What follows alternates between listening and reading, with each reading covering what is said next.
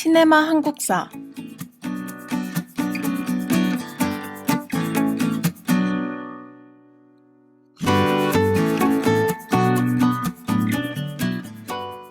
여러분은 역사를 배경으로 한 영화를 즐겨보시나요?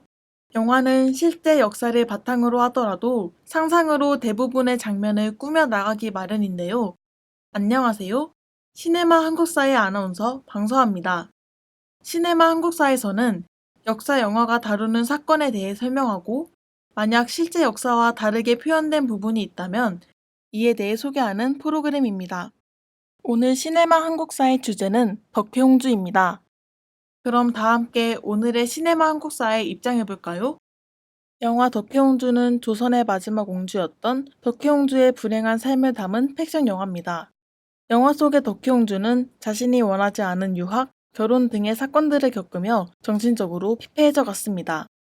조선 독립 이후에도 조국으로의 귀국을 거절당하며 덕혜옹주의 부르는 끝나지 않습니다.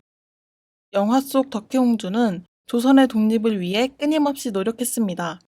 한국어학당을 세우고 김장한과 함께 독립운동을 주도하기도 했습니다.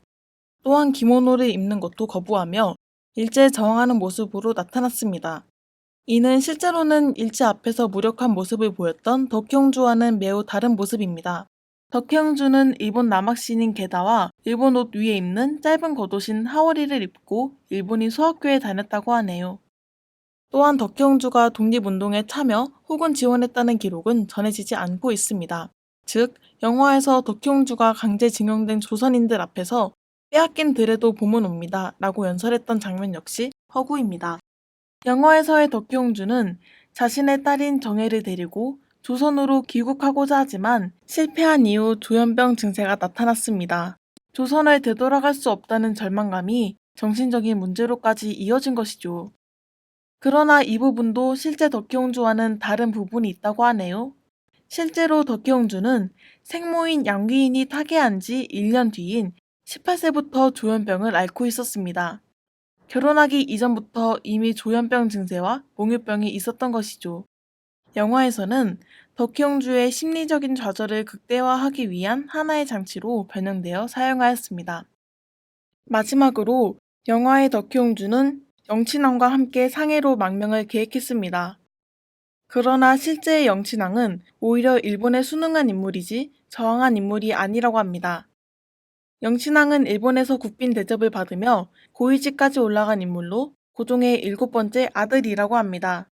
그는 1907년 일본으로 건너가 일본 왕족인 마사코와 정략 결혼한 이후 일본 왕족으로 대우를 받으며 일본군 장성을 지내 조선 국민들에게 큰 비판을 받았던 인물로 알려져 있습니다.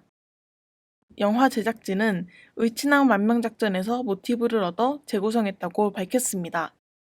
지금까지 영화 덕혜옹주와 실제 덕혜옹주에 대해 알아보았습니다. 오늘 만나보신 영화와 실제 역사 이야기 어떠셨나요?